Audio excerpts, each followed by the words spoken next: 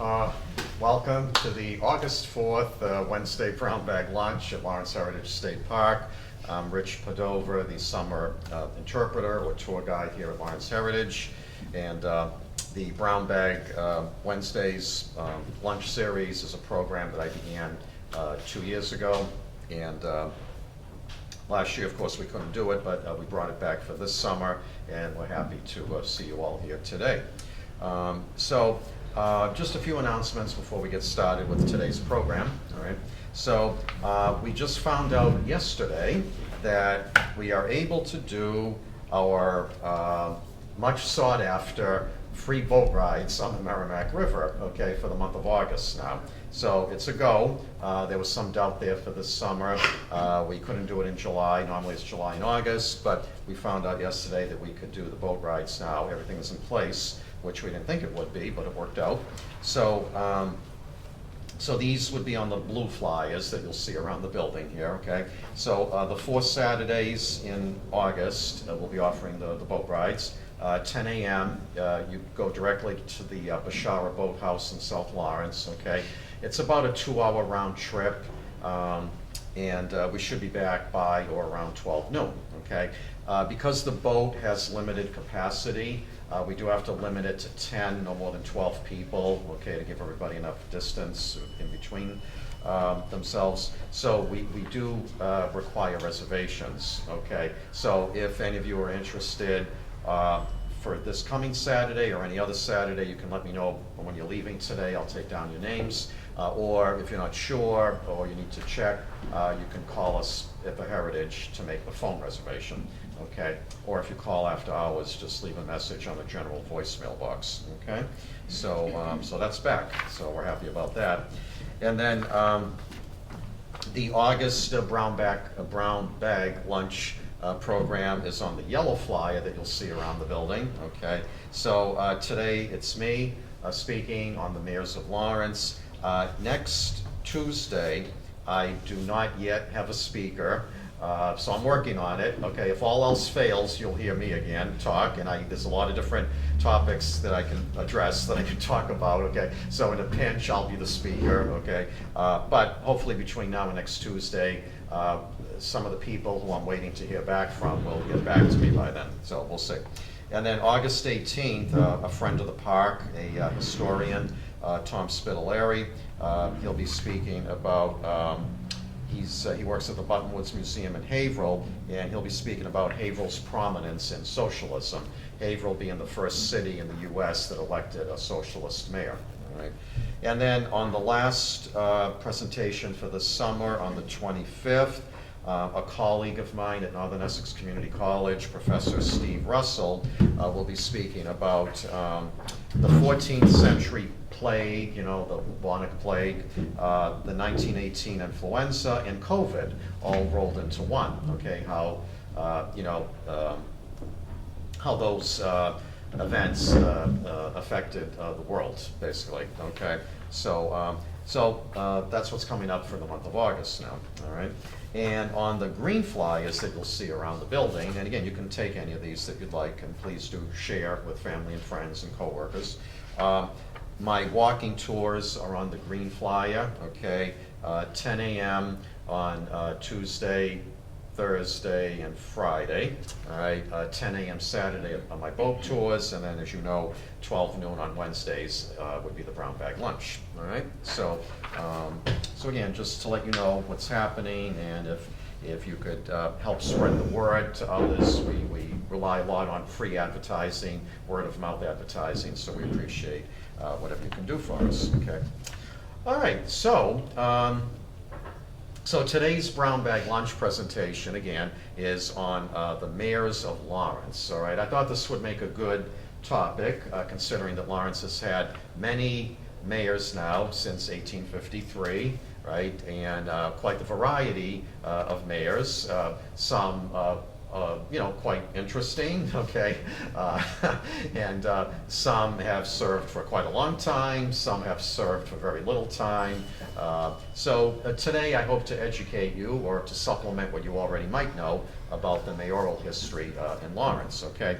And the way I thought I would approach it today is, and you know, being an educator, I just, you know, I can't help it, but I came up with, yes, you guessed it, a quiz for you to take, okay? All right, some of you knew this was coming probably, right? All right, so ungraded, all right, only you if you want to self-correct, all right, but I am not grading these, all right, and I do have pencils here if anybody needs a pencil, all right? So if you can take this little quiz, it's multiple choice, okay, and I'll give you a few minutes to take it, and then we will go over the correct answers together, and then that will form the content of our discussion here today, of my presentation, all right? So.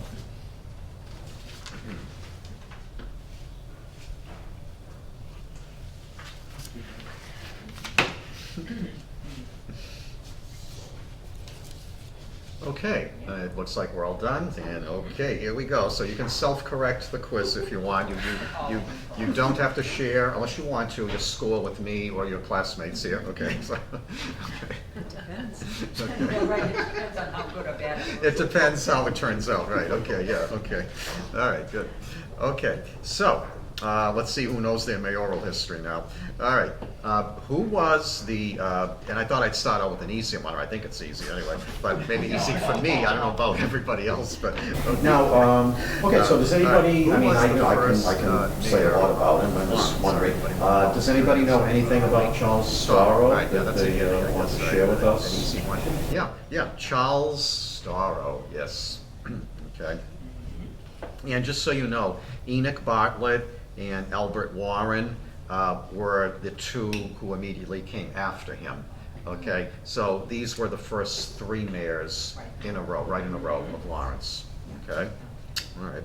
Now, okay, so does anybody? I mean, I can say a lot about him. But I'm just wondering, does anybody know anything about Charles Starro that they want to share with us? used to be. I had a school. Okay, yes, right, yes. I lost her. Okay. Something to do, part of the original Essex Company. Yes. He was a partner, yeah. Yes, good. You're in the ballpark there, Maureen. Okay. Good, okay, good. Okay, good, yes. Something about the land right out here for the canal. Yes, right, yes, mm-hmm, yep. You can take it. All right, I'll pick it up from here. Okay, yeah, no, thank you, A for effort. Okay, yeah, she's trying, right, good, A for effort, Maureen, yes. Okay, yes, okay.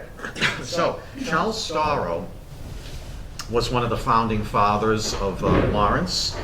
He was a member of the Essex Company, the group of wealthy investors who developed the city of Lawrence, okay? So, if you, or if you've already seen it maybe, or if you haven't seen it, down on the second floor here, down this room in the museum, we have a little display there off to the right. One of the exhibits is on the founding fathers of Lawrence, okay? So there are three principal founding fathers of Lawrence, all right? So our friend Charles Starro, and then Daniel Saunders, and then Abbott Lawrence, okay? So those three gentlemen are regarded as the three principal founding fathers of Lawrence. And again, if you haven't seen it already, you know, when you're leaving today or any other time, one of the exhibits down here is on the founding fathers, okay? So Charles Starro played a big role in the development of Lawrence. He was an engineer by training, okay? So he oversaw the construction of the Great Stone Dam, okay, the digging of the canals here, all right? He and his assistant, who was also named Charles, actually, Charles Bigelow, all right, oversaw a lot of the early construction, like I said, of the Great Stone Dam here in Lawrence, all right? And he pretty much laid out the city like an urban planner, basically, okay, especially the downtown here. So Charles Starro laid out pretty much the whole city, or at least principally the downtown, anyway, at the very least, all right, and the streets and where the public buildings would go and the churches and all that early on, yep, all right. So he does have a school named after him on Prospect Hill, right, the Starro School on Woodland Street, where I went from kindergarten to third grade that time, and Starro Drive in Boston is not named after him. Okay, just a little trivia here, yes, okay. We get that question a lot. It's actually named after a nephew of Charles Starro, who made some contribution, I guess, in Boston there. Okay, so that's named after his nephew.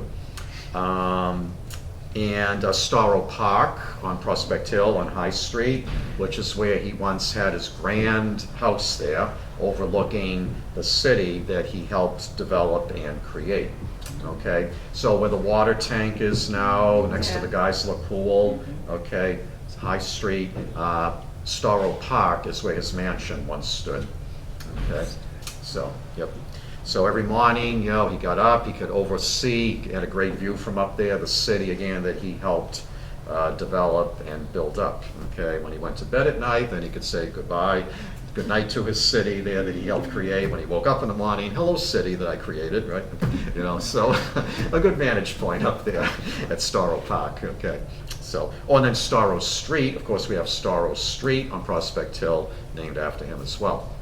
Okay, so so he, you know, I guess you could say in the same way that it was no surprise George Washington became the first president of our country, it was really no surprise that Charles Starro became the first mayor of Lawrence. Okay, like, you know, for George Washington back then, it was pretty much like, well, who else would it be? You know, of course, George Washington, given his background, okay, his role in the American Revolution, okay, and all that, of course, George Washington would become now the first president of our country. Well, the same thing could be said about Charles Starro, okay? Of course, he would become the first mayor now, all right? So, which he did. He was a Whig, W-H, capital W-H-I-G, which later became the Republican Party. Okay, so, and when he became mayor, the Whigs, that was like during their last years, okay? So he became mayor in 1853, and 1856 is when the Whigs, together with the Free Soil Party and the Anti-Slavery Democrats, merged to form the Republican Party. Okay, in 1856. So the Democrats had been formed, well, going all the way back to Thomas Jefferson, when they were called the Democratic Republicans, okay? And then when Andrew Jackson became president, the Democratic Republicans, they dropped Republicans from their title and just started calling themselves Democrats, all right? So, okay, so any questions or comments about Charles Starro? Is there any family still in the area? Not to my knowledge, not that I know of, okay? So, some of those early people still have family, I think, in Lawrence or in the Lawrence area. I don't believe Charles Starro does, though, okay? So, and I believe he's buried at Mount Auburn Cemetery in Cambridge, okay, with some other family members there, yeah. Yeah. Not some of those founding fathers and the early mayors are actually not buried in Lawrence. One of the reasons being that some of them actually were not from Lawrence, even though they contributed to it and developed it and ran it. Okay, some of them actually were not natives, and we'll get into that later. Some of them were not actually natives of Lawrence, so therefore, probably that's why they're not buried here. Okay, so, but there could be other reasons as well. In the school, is there the walls lined with any information about him? About Starro? Yeah. I don't know. I have not been back to the Starro school since I was there, since I left there after I completed the 3rd grade. You mean they didn't have a class reunion? No, Maureen, they didn't. No, you know, which is a shame, you know. So, Okay, all right, just curious. So I don't know, and I just don't remember from the late '60s when I was there, you know, as a student. So I couldn't tell you, but you know. All right. Number 2, what was the original length of the Lawrence mayoral terms? Anybody? A year? A year? Yes. 1 year? 1 year. Yes, Paul, you're correct. 1 year. Yes, a year. 1 year. Yes. Okay. Yes. 1 year. Can you believe it? What can you really get done in 1 year? Right? You know what I mean? Okay. But back then, in the 1853 charter, the original charter for the city of Lawrence, it was stipulated that the mayoral term would be 1 year. Okay, and a lot of those early mayors, including our friend Mr. Starro, I guess they believed in term limits. They only self-imposed term limits. They only served for 1 year. A lot of those early mayors. Okay, so I guess they, they did what they could in 1 year, and then just wanted to give somebody else a chance. But I mean, needless to say, there were a lot of qualified men in Lawrence here during those early years, to run and serve as mayor. Okay. They'll get into office and they're already campaigning for the next. Right. That's right. It's like if you serve in the U.S. House of Representatives today, right? 2-year terms. You must always have re-election on your mind, right? Because I mean, 1 year, wow. But even 2 years still is relatively short, right? At least a U.S. senator serves for 6 years, so they don't have to think about re-election there for a few years at least, right? Until it gets closer to their 5th or by their 6th year in office. Then it's like, okay, re-election, got to think about that now, right? So, okay. So by the way, again, the 1853 charter stipulated a 1-year term. Okay. Now, just so you know, in 1912, the charter was updated. Okay, and that's what created a 2-year mayoral term. Okay, so now 1912, right? Okay, so the 1912 charter update created a 2-year mayoral term. Okay, and it also did something else too. Does anybody want to guess? They dropped something that previously had been in effect when you ran for mayor. Anybody want to guess what something the 1912 charter eliminated? I'll give you a hint. It was eliminated from the ballot. Something that happened on the ballot. What's that? Party? Yes, very good, Maureen. Your party affiliation. Yes, okay. So the 1912 charter, besides extending the mayoral term now from 1 year to 2 years, also dropped the party label after your name on the ballot. Okay, so Whig, Democrat, Republican. Okay, that was gone now, and it's still gone today. Okay, so it's a in Lawrence, it's what we call a nonpartisan election. All right. Now, you can advertise yourself as a Democrat or Republican, third party, but your party label does not appear on the ballot when people go in and vote for you after. Okay, so, and then there was, as you know now today, right, it's a 4-year term, okay? When did that occur? All right, the charter was rewritten again in 1983, okay? So the 1983 charter created the current 4-year mayoral term, okay? Does anybody know how long can you serve now as mayor of Lawrence? Is it unlimited? Are there limits? 2 terms, very good, Earlene, yes. So with the 1983 charter, it's a 4-year term, and you're limited to 2 4-year terms, right? So the maximum you can be in office as mayor in Lawrence would be 8 years. Much like the presidency, the U.S. presidency, okay? With the 22nd Amendment to the U.S. Constitution, okay, that limits the president to 2 4-year terms, okay? All right, number 3. How many mayors of Lawrence have had schools named after them? Now, we know of one already because it came up already in our discussion, right? So, anybody want to? I made a guess of 7. No. Must be the 4. No. It's got to be the 9. It's 9. 9. Yeah, there we go. Okay, it's, but again, A for effort, okay? Now, if you would like to know, if you're taking notes, I know some of you you're all taking notes, which is good, right? A professor loves to see that, good, okay? Any kind of educator likes to see that, right?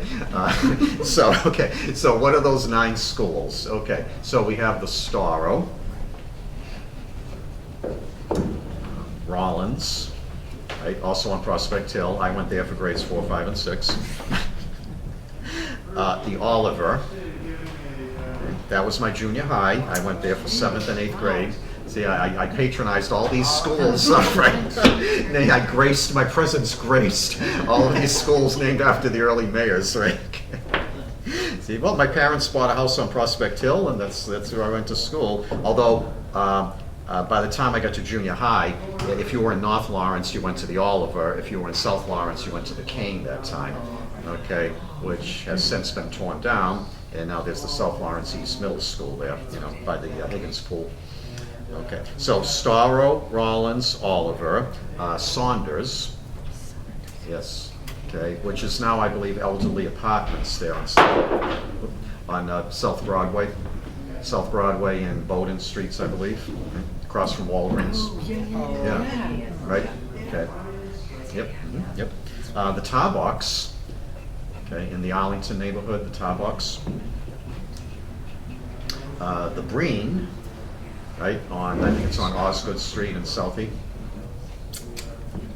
The Bruce,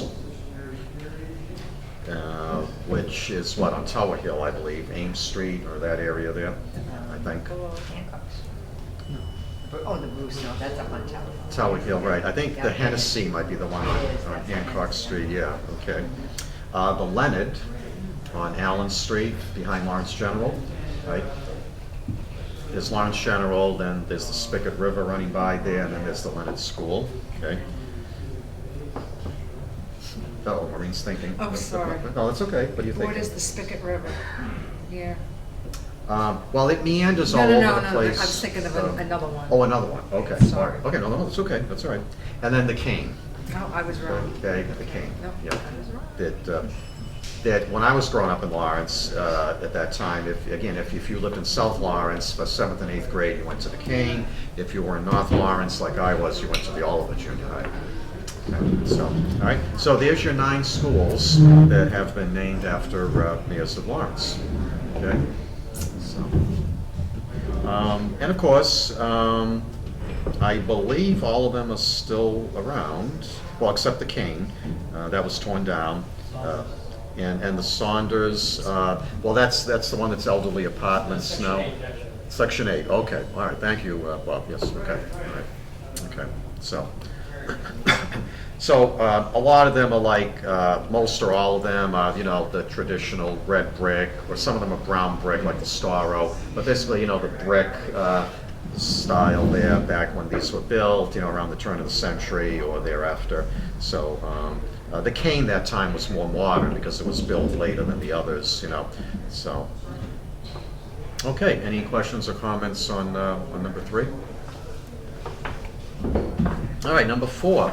Now, who was the first mayor to actually be born in Lawrence once it was developed and incorporated as a city? Okay, so any guesses on that one? No, not Kane. Not Lynch, no. Okay, Okay, there we go. Process of elimination, right? It never fails, okay. All right. Not doing well. Okay. All right. Alexander Grant, yes, okay. Now see, a lot, the mayors before him were either born out of the country, okay, like for example, Charles Starro was born in Montreal, okay, or they were foreign born, actually, some of them, like England and Scotland, okay. So once Lawrence was developed and incorporated as a city, which would have been 1853, with the first mayor, Charles Starro, okay, the first mayor to serve, who was actually born in Lawrence, okay, would have been Alexander Grant. All right, he was mayor in 1861. Okay, and then Cornelius Lynch was 1863. Okay. Oh, I'm sorry, their birth year. I'm sorry, not when they were mayor. Their birth year. Sorry. So Alexander Grant was born in 1861, and Cornelius Lynch was born in 1863. Okay. John Kane, for the life of me, I cannot find a birth date for him. Okay, I did a massive computer search. I cannot find a birth date for John Kane.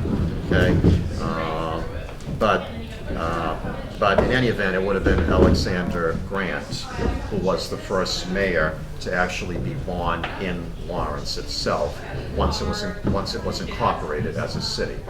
Okay, so all right, number 5. Who was the first Irish-born mayor of Lawrence? Breen, yeah, John Breen, right? That one maybe was kind of easy for some of you, maybe. Yeah. For some not. Okay, for some not so. Okay. Okay. Okay. So yes, John Breen. Okay, of the Breen Funeral Home family. Okay. Now, so John Breen, who served as mayor from 1882 to 1884. Okay, so he did 3 one-year terms. Okay, because back then, right, one-year terms. Yeah. Okay, and as you might imagine, he was born in Ireland, or as you know from the question, right? The exact place would have been Tipperary. Okay, Trippereary, Tipperary. Okay. It's a long way. So what's that? It's a long way. It's a long way from here, yes, yes, true, right. If you take a flight nowadays, my wife and I have been to Ireland twice, and we got there like in 5 hours, or even a little under 5 hours, you know, on Aer Lingus, you know, so it's like, you're there, you know, it's like, we took a night flight, we didn't even really have a chance to sleep, because before we know it, we're landing there at Shannon Airport, like, oh my God, wow, you know, we're here already, you know, so, you know, but, so, his parents came to Lawrence when he was 3 years old, okay? So he came here as a young child. He went to Villanova for college, okay? And he became a firefighter here in the city of Lawrence, okay? And he also won election to the city council. Just so you know, back then it was called the Common Council. All right, today we know it as the City Council, but back in the 1800s, it was known as the Common Council. All right, and he also got elected to the school committee. All right, so he apparently enjoyed politics. All right, and he served many years, in particular, on the school committee.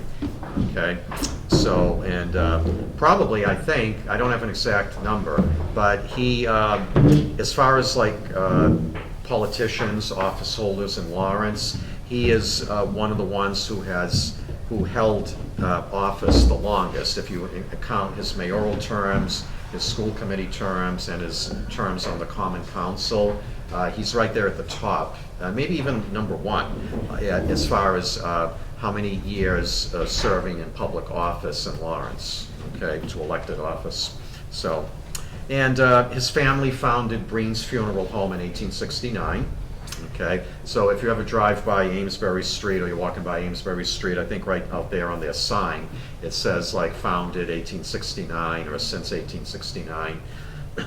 Okay, so that was his family. And as a lot of other mayors have been, not necessarily all of them, and it's certainly not a requirement, but a lot of them have been very involved in social and charitable organizations, and Mr. Breen was very involved. He was a leader in many different social and charitable organizations here in Lawrence. Okay, so, all right. So, any questions on John Breen? Okay, number 6. How many mayors of Lawrence have also been doctors? Yes, very interesting, right? All right, any guesses on this one? 3. No? Okay. Okay, that's wrong. 4. Yes, yes, Yeah, okay. good guess. Denise got it, yeah, good guess then. Okay, 4, yes, okay, 4, yes. So 4 mayors of Lawrence have actually been doctors, okay? 3 were, and I'll break them down for you, I'll break it down. 3 were medical doctors, MDs, and 1 of them was a dentist, okay? All right, so who were the 3 MDs? We have Alfred French, John Crawford, and John Cahill, Cahill. Okay. So those 3 were doctors. They went to medical school. They were practicing, or most, if not all, were practicing right here in Lawrence. At least most of them. Out of the 3, at least 2 were. One of them, I think, maybe was practicing in Methuen or out of town. Okay, but the majority of those 3 were practicing here in Lawrence. And then the dentist, okay, was Michael Landers. Okay.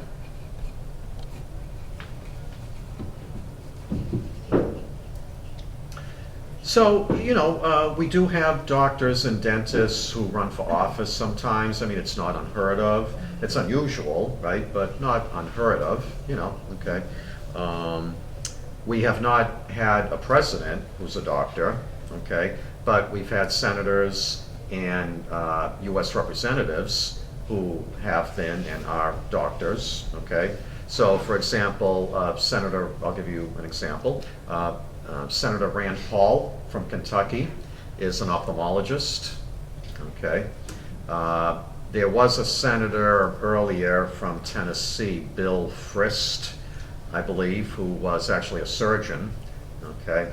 So, so it happens sometimes. You know, doctors, dentists do get into politics.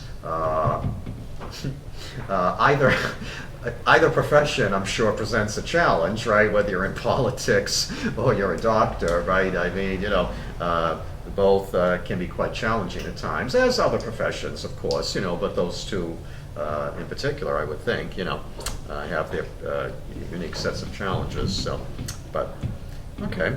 All right, so any questions on number 6? All right, number 7. Who was the mayor of Lawrence during the Great Textile Strike of 1912, known more popularly today as the Bread and Roses Strike? Any guesses on that one? I should be quiet, mine are all long. Scanlon. Yes, yes, you redeemed yourself, Earlene. Yes, Michael Scanlon, you're back on the board. All right, okay. I want to tell you how many I got. Okay.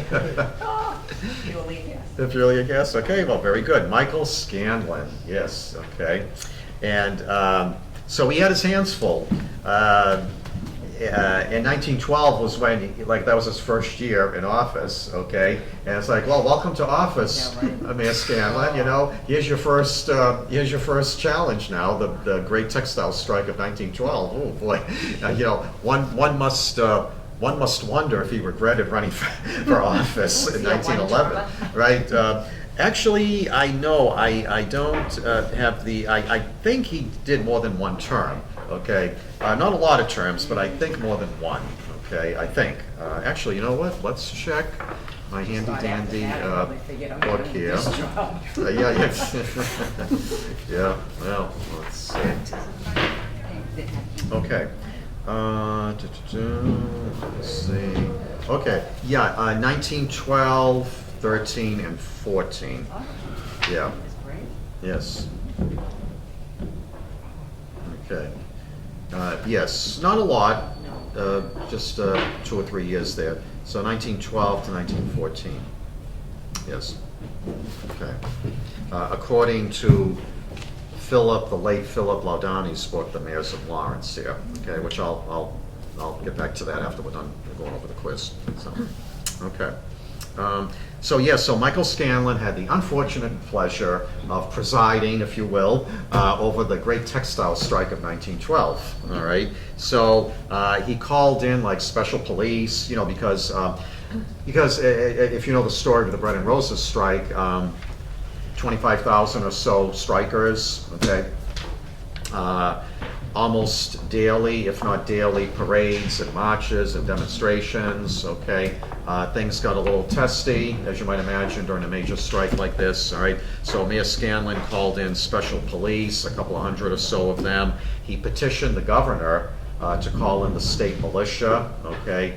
Roughly today, that would be like the National Guard, what we would call the National Guard, okay? So the state militia, the governor granted his request, and the state militia were called in. So you may have seen pictures, you know, during the strike when it was occurring here, those 2 months in 1912, of the militia on horseback with the bayonets, you know, patrolling the city, pushing back the strikers, okay? So, and that's why, too, you may know the story about how mothers here in Lawrence tried to put their children on trains to get them out of the city while the strike was going on and send them to the homes of strike sympathizers in Barry, Vermont, for example, Philadelphia, New York City, okay? What happened? Well, Mayor Scanlon gave the order, nobody's getting on any trains, okay? So just get back to work, all right? So, the mayor called out the police. There was some police brutality at the train stations here with trying to prevent the mothers from putting their children on the trains to get them to safer places until the strike was settled, all right? And so, by the way, that's regarded as the turning point of the Great Textile Strike, all right? When there was the police brutality going on at the train stations, all right, with the mothers trying to get their children onto the trains to get them out of the city, that made national headlines. Congress now, it got the attention of Congress. They held hearings. Some of the people from Lawrence here testified, okay? And that is considered the turning point of the strike, meaning the tide turned in favor of the strikers now, okay? So this would have been like at the end of February now, okay, the congressional hearings and all that. So March 12th, is when the strike was settled. All right, so January 12th to March 12th of 1912, and then 1914, then the 14th of March 1912 is when it was ratified, okay, when they took the vote. So they came to an agreement, a verbal agreement on March 12th. March 13th, they took the formal vote and agreed, okay, yes, we're settling the strike, okay, so. Was it this John Breen Mm-hmm. that was involved in the strike? Oh, that the was dynamite. working with wood? Yes. Yeah, was it him? Trying to frame. It was him. Yes. It was the Breen family funeral home. Right. Yes, Yeah, correct. okay. Right. So it was- Yes. All right. Right. I just didn't know if it was. Yeah, it this was the Breen. Breens, yes, The Breens, yes. okay. Some of you may know the story that in order to discredit the strikers during the strike, some dynamite was placed somewhere, I don't recall exactly where, but somewhere in the city here, to try to frame or, discredit the strikers, okay? Now, the only, the only problem was, for the ones who did this, the perpetrators, is that they wrapped the dynamite in some pages that came out of a trade publication for the funeral home business. Okay, so that's how, all right, that's how they traced it back to Breen's, okay, the funeral home, all right, so that took care of that, okay, the self-incrimination, I guess you could say, yeah. There's also 3 deaths associated with the strike. Melatioli and. Yes. I forget the others. Yes, okay, right. We'll just do a little sidebar here. So yes, 2 deaths occurred during the strike, and then 1 death after the strike, so 3 altogether. The 2 that occurred during the strike were Annie Lopizzo, okay, January 29th, 1912. She was gathered with some other she was gathered with some other strikers one evening at the corner of where Garden, General, and Union Streets all come together by Fisicelli's Bakery, okay? There used to be a kind of a little memorial to her up there, but I think it was vandalized. So January 29th, 1912, Annie Lopizzo, a mill worker, was gathered there with some of her fellow strikers doing like a demonstration, okay? The police were there to try to control them. A shot rang out, okay? Because apparently a policeman, or some of the policemen, plural, who were there, heard a shot, so they fired back, although I guess they weren't even really sure what they were aiming at, you know. So Annie Lopizzo got hit, okay? Now, however, to this day, I have to say, we don't know if Annie was shot by a policeman or a fellow striker who was trying to defend themselves, and then she got in the way, perhaps, crossfire, okay? So we just don't know who exactly she was shot by, okay? So she was the first fatality. The next day, January 30th of 1912, a parade, and again, they had parades during the strike to bring attention to their plight, to their cause, okay? So January 30th, a parade was being held, and normally leading these parades of the strikers, okay, would have been bands, musical bands, all right? So there was a Syrian immigrant named John Raymie, okay, who was part of the band leading the parade of strikers on January 30th, okay? Now, again, the militia was out there on horseback with their bayonets, all right? So on that day, the militia was trying to hold back the parade, all right? No doubt on orders from the mayor. Again, just, you know, get back to work, back to work, back to work. So John Raymie, who was at the head of the parade playing a musical instrument, got stabbed by one of the bayonetters, okay? Now, the interesting thing is he did not realize at first how serious his wound was, okay? So he went home and died at home later that evening from his stab wound. Okay, so he was the second fatality during the strike, okay? And the third one was a gentleman named Jonas Mulkas, who died in October, later on that year, all right? He was wearing an IWW pin on his lapel, a button like the way we would wear a political button on our lapel nowadays, all right? And he got into a tussle, a fight, with some bad guys, okay, some bad people, and died, got murdered basically, and he was the third fatality. But again, with Jonas, it was after the strike had been settled, okay? So, all right, so I think, yeah, Paul, you brought up about the fatalities there, right? So does that answer your question? We've been up to the grave sites, Oh. Immaculate Conception Oh, okay. Cemetery. Yeah. They're way up in the back. Okay, all right, yeah. I don't know if there was political, they get put so far in the back. Yeah, that's possible. Yeah, I wouldn't be surprised, you know, that politics determined the location of the graves there, yeah, the They do grave. have a post at one intersection of the cemetery pointing how far they are, how many feet Mhm. to the grave. Oh, It's interesting that the cemetery did that. yeah. So all three? All are- three, Are yeah. together? No, they're Oh. Or not in far, the same not very far section. apart. Same Yeah. Same section, okay. yeah. Yeah, okay. Yeah, all right. Interesting, yeah. So, yeah, so two fatalities during the strike itself, and then the one afterwards in October with Jonas Mulkas. So, okay, very good. Number 8. Let's see here. Okay. Now, which mayor of Lawrence was? How are we doing on time?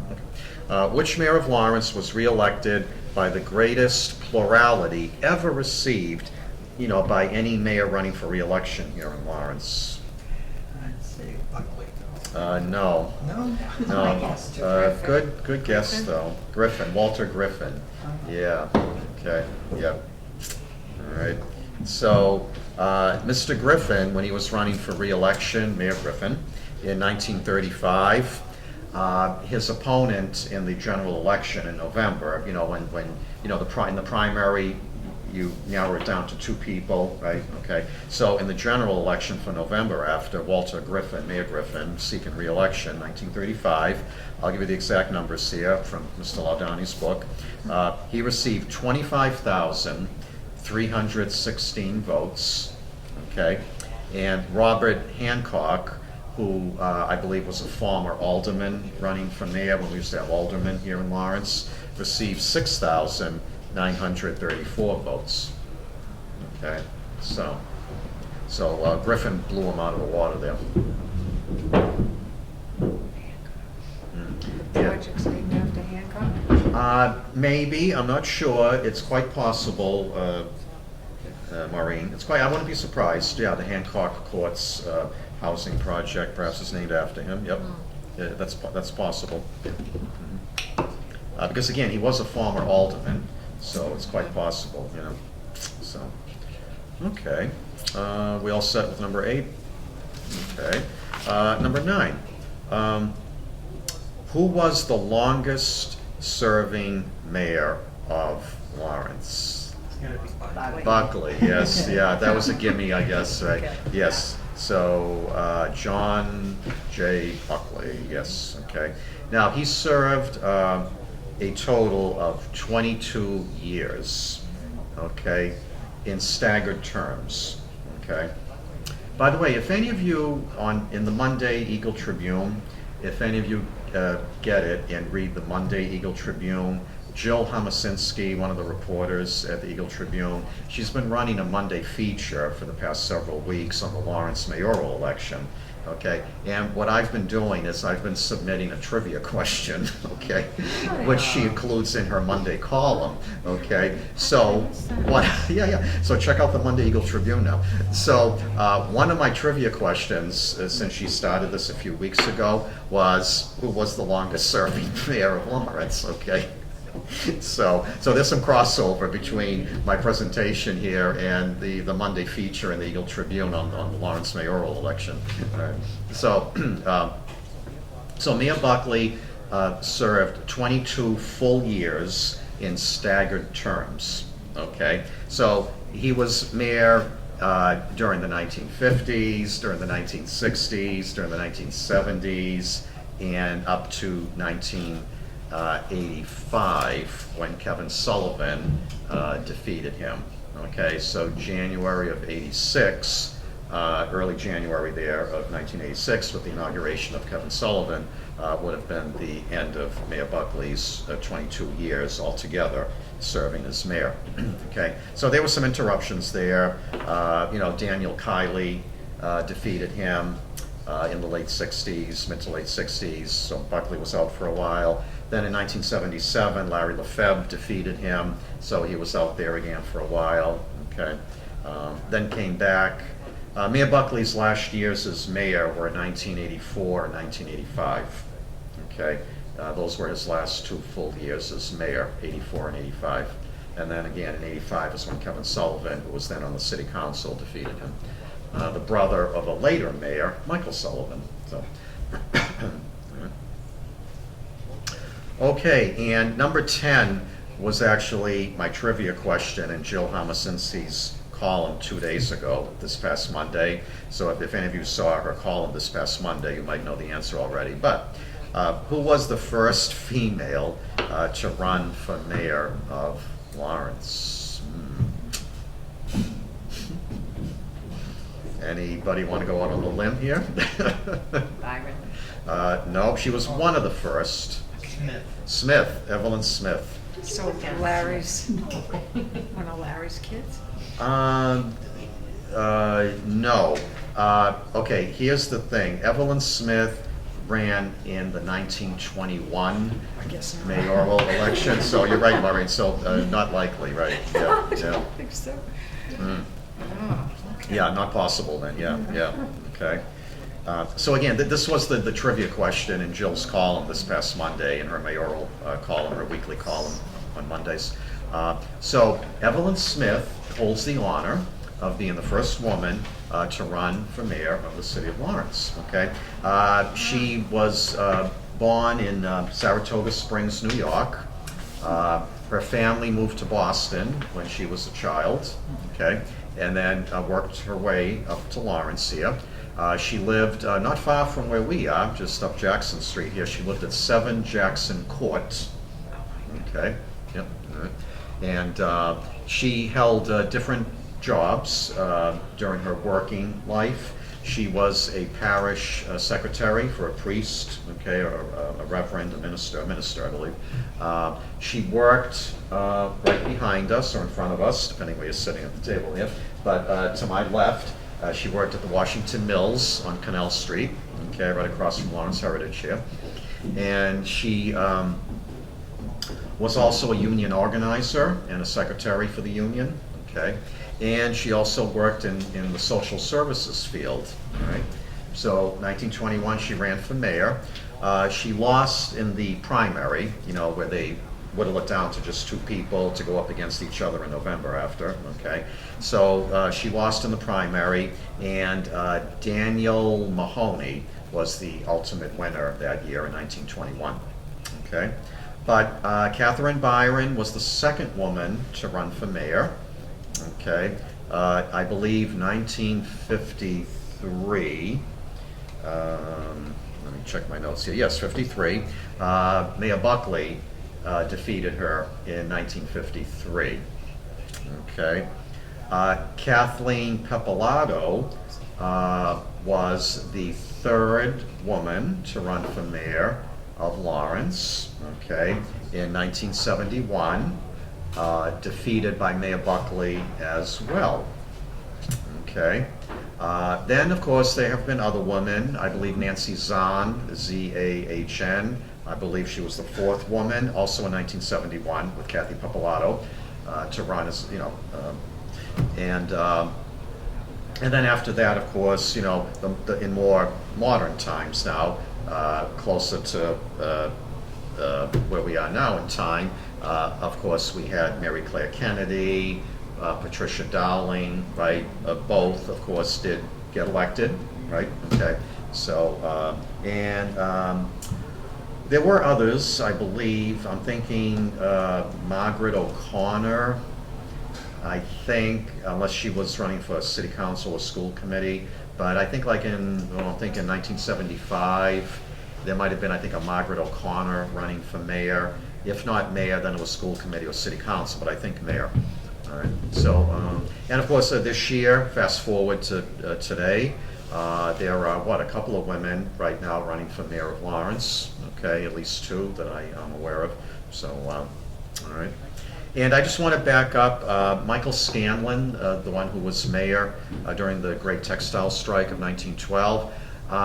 If you've been through our museum here, you may know this, but down on the first floor in the back of the room, okay, we have that exhibit or display on Lawrence City Hall. We have that building made out of like wood that's supposed to be Lawrence City Hall. If you look inside the windows there of City Hall in that exhibit or that display, we have a black hat there. That's Mayor Scanlon's top hat. His family donated it to us here. All right, so you might want to check that out if you haven't seen it already as well. Okay, so, and Jim is lurking. I'm lurking. Yes, the former And, visitor services supervisor, recently retired, who's back today. And you just gave me a cue Yes. to bring out something that I thought would be a nice finale for today's talk about the mayors. Yes. And you just mentioned that we have one of Michael Scanlon's hats on display. Well, we have another one here. Yes. In a lovely leather suitcase, as a matter of fact. But this is actually a hat case. And of course, it has his initials in there, MAS. So if you guys want to try that on, pass that around. You can try it on, but man, he had a small head. It sits on top of my head like a toy. Very well preserved. I am. Thank you. Oh, welcome, Jim. Yes. Oh, you sir. meant the hat. Yeah, yes, of course. I know you're being facetious. Yes, yes. There we go. We got a taker. Yeah, that why was not? good. That's cool. Yes. But Yes. what I'm as much impressed by is the bloody suitcase. Yeah. For his hat. Yeah, yeah, I mean, yeah. that's leather, Yeah. also monogrammed somewhere. Nothing but the best for the mayor. Yeah. Very impressive. Yeah, yeah. Yeah. What's the locksmith's Unfortunately, the outer handle, the outer handle broke off, so we really should do that.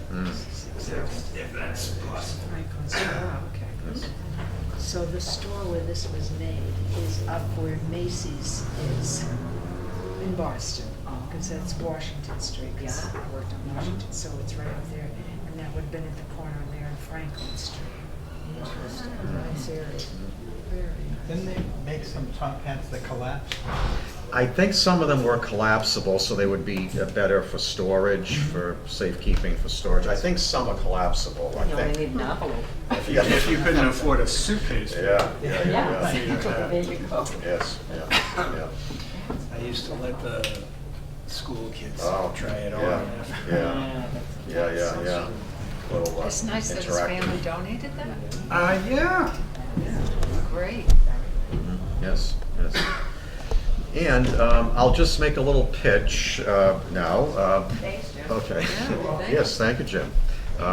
Okay, in our gift shop downstairs, we have one copy, I think this is the only copy that's left, but I believe we have at least this one copy of Phil Laudani's book that he wrote. He's since passed away, but on the mayors of Lawrence. It goes up to Mary Claire Kennedy, who was mayor from 1993 to 1997. Okay, so this book goes from Charles Starro up to Mary Claire Kennedy. He also talks about the aldermen, the school committee, the city council. It's $5. I just want to let you know if anybody's interested, and I think it's the last one. I don't know if any of you ever knew Phil Laudani, but that's him on the back cover here. He worked in human services, I believe, but he had an intense interest in local history and wrote more than one book, actually, on local history. So this is one of them that he wrote on the mayors of Lawrence. I'll pass it around. Again, it's only $5 if anybody is interested in purchasing it. Just let me know, okay? And then I'll pass this around. This is a poster, and again, it goes up to Mary Claire Kennedy, that we have for sale in the gift shop. I think we have some of these left, I'm not sure. This lists, and it's the same on the reverse, okay? So this lists all the mayors of Lawrence here, okay? So if any of you are interested in taking a look, again, from Charles Starro all the way up to the mid to late 90s with Mary Claire Kennedy, okay? And in the center is an old picture of Lawrence City Hall, the way it would have looked previously. So of course the original one goes back to the mid-1840s when Lawrence was being developed, okay?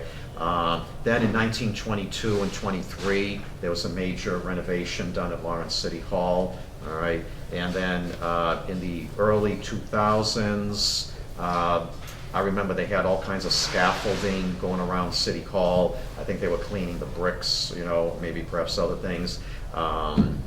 Now, the only really original part of City Hall would be the bell tower, okay? The rest of it, the brickwork has been touched up over the years. It's been expanded, okay, like in 1922, 23. But anyway, if you'd like to see the mayors of Lawrence, which pretty much corresponds to what you'll see in the book there, Phil Laudani's book, we can pass this around, okay? So. And it's something I want to add, Mm-hmm. Enoch Bartlett, St. Pat's Church, between the rectory and the church, there's a bell with Enoch Bartlett's name on it, saying he was the first mayor of Lawrence. Oh, ooh, ooh, ooh. Mm. Oh, And my. another thing is, Lawrence was the first city in Massachusetts to have two women run against each other for mayor. Okay. Mary Claire Kennedy and Yes, Patty Dowling. yes, in 97, Yeah. yes, right, that's right. It was Patty Dowling who defeated Mary Claire Kennedy in 97 for re-election, yes. And then Mayor Dowling resigned to become a judge, right, which she still is in Haverhill, Haverhill District Court or Haverhill Superior Court, but it's Haverhill, right? And then that set off, the line of succession there, okay? And Dorothy Dowling, Patty's sister, worked at the Cedar Crest for Mary Claire Kennedy.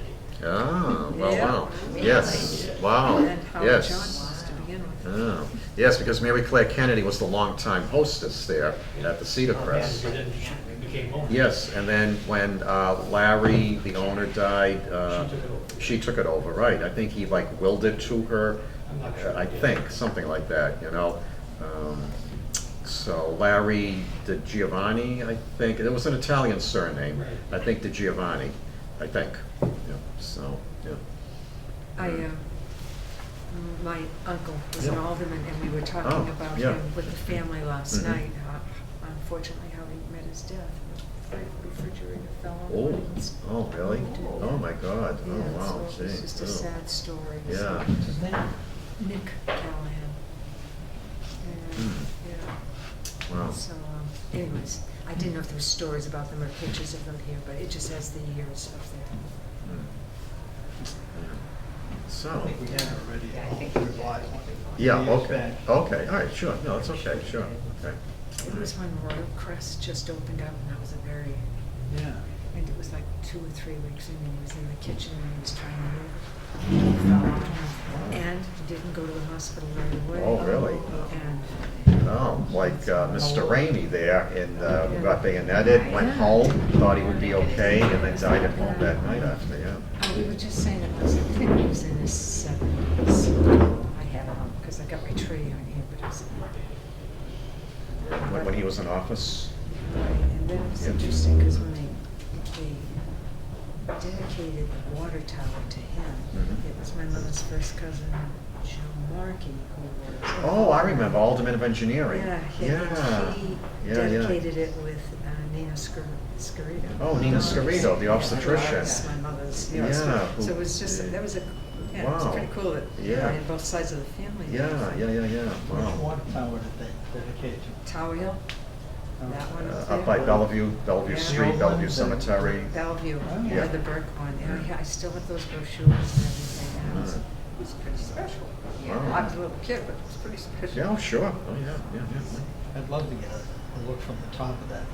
Oh, Yeah, I'm that'd be sure. great. Probably a Yeah. beautiful Views. 360-degree view, I'm sure, yeah, you know, yeah.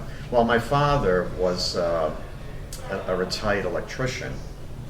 He was an electrician his whole life, and I remember him telling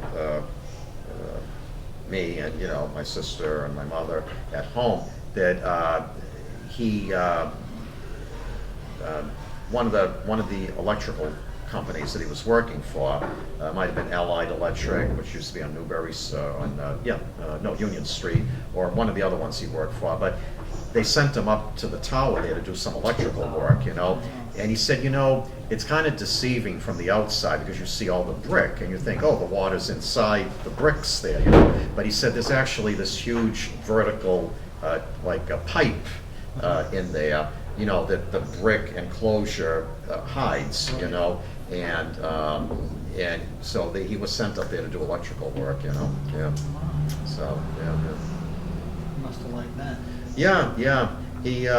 He was mostly an industrial electrician because he didn't like to do residential work because he didn't want, like, you know, people at home there, you know, and then they let him in and then he does the electrical work for them. But he's like, you know, I don't want people like hovering over my shoulder telling me what to do.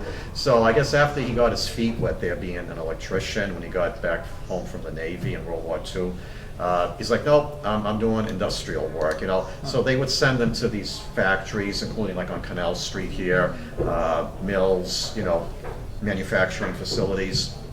And he did the wiring and electrical work for non-residential places, and he liked it much better. Nobody would be hovering over his shoulder; they'd leave him alone, you know. And he liked it, and apparently it suited him well because he just died earlier this year in January. He was over 98. So apparently, being left alone to do your work, it helped contribute to his long life. Right. You know. Right. You know. So you know, yeah. He was 74. Oh.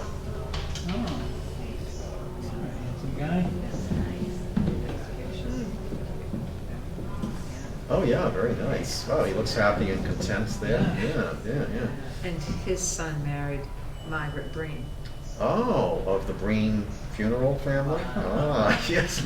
Well, I'm sure that paid off. You know the mansion up on Prospect Street, Uh, their wedding pictures are outside on that Oh, property. really? Oh, I'll have to wow. show you that. Oh, yeah, That for one sure, too. yes, It's yes. Well, I know there used, well, there are, or used to be some, unfortunately, now some of them aren't taken care of, but I know there used to be some really nice mansions up there on Prospect Street, This you know. one's the Breen Mansion. This one's the Breen one, it stood out then, I guess, yeah, yeah, yeah. So, yeah. But, all right, anything else you want to ask or talk about, discuss? Do you think most of those names are buried, well, I know there's a few out of town, but a lot of them are buried in Lawrence? Like Some Mac are, and- like, some of the more modern ones, I think, Yeah. would be, like Mayor Buckley, let's say, would be more likely, well, he definitely is, but some of the more recent ones, I think, would be more likely to be buried in Lawrence, you know. But, and some of the early ones maybe, I think Phil Laudani in his book, I think if he was able to find out, I think he mentions where they're buried, I think, you know. But, I've seen these. but yeah, so it depended like where they were from. Some of them after they left office, they moved out of Lawrence actually, you know, so they're buried elsewhere where they retired to, let's say, after they left office, you know. Some of them are buried back where they came from, you know. So it varies, yeah, you know, but some are here in Lawrence, buried here in Lawrence. How many, I can't put a number on it, you know, but, so. We've run across a few, because we document a lot of graves up at Yeah, Bellevue. yeah, yeah, And there's one, his last name is Mac, Mac, okay. and he has this huge, it's almost like a Stone. little house. Like a monument? Yeah. Yeah, yeah. It's amazing, Yeah, yeah. some of Yeah. the sizes of the Yeah. monuments up there. Yeah, yeah. Mm. Yeah, I guess depending on your budget, right? Yeah. Right, and then maybe too on your station in life, right? You know? So, yeah, yeah, but, yeah.